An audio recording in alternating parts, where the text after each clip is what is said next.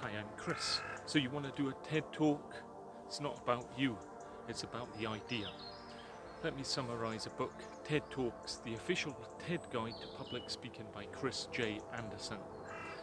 Fear of public speaking is prevalent, but it's not just about being in the moment. With TED, it's about damaging your reputation, and how others think of us matters greatly to us as humans. For a TED Talk, the crucial thing is that you need an idea that you want to share.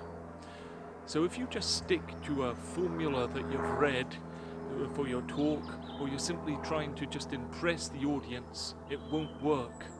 They'll see through this, and they'll see a bit of self-promotion as disgenuine. And what you want to do, rather than saying how good you are, is let the audience make up their own mind and then themselves discover how good you are and the content that you're trying to convey. You're really aiming to convey memorable insights and actionable ideas that other people can actually benefit from. Try and have some humility, honesty, and show some vulnerability. If you can get the audience curious by using metaphors and examples, then this can really help them build up a desire to learn about your idea. So don't fall for the curse of knowledge. This is when you assume everybody knows the fundamental bits in your talk that you're then building on. No, these aren't experts. Aim to simplify any idea so it's the most readily understandable, but don't just overly miss out the key information.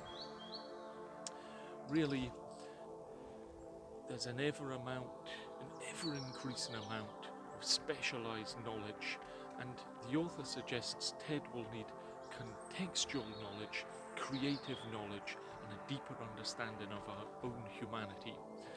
And what that means is contextual knowledge is being aware of the bigger picture. Creative knowledge is the skill set obtained by exposure to a wide variety of creative humans. And a deeper understanding of humanity comes not from talking to your parents, friends, psychologists, neuroscientists, historians, biologists, anthropologists, spiritual teachers. It comes from actually truly listening to them. Coming back to this talk, you want to engage with your audience. Think of it as a detective story in which there's some suspense. There's the most compelling talks often have a kind of persuasive argument, and what they would do, they would start with a big mystery. Then they'd travel all over the world looking for ideas in search of possible solutions, ruling out these solutions one by one until there's only one viable solution that survives. Regarding slides, limit these. Do you even need a slide at all? I really like the bit in which, if you're using slides, have blank slides in between slides so that when they come on, they have more impact. In your slide, if you're using a slide, highlight relevant things with minimal text and large pictures. When you're doing your talk, be in speaking mode rather than reading mode. If you want to stay warmly connected to the audience, they need to feel that you're speaking to them, not simply reading something from a teleprompter at the back of the hall. The main other point would be to practice. Whatever you do, don't come in unprepared. TED has a strict time limit, so one way of overcoming this is when you're practicing, aim for 90% of that time limit. That gives you a bit of leeway for audience engagement, for example. Try actually writing down your talk, delivering your talk, then having your performance transcribed, and then go back to writing the talk again. This way you can really optimize it, because it's about speaking, it isn't about writing. In essence, you've got about 2,500 words to get through in the 18 minutes, and each audience member could simply read that in 9 minutes. So it's about the talk as well, the delivery, the performance. The hook is important.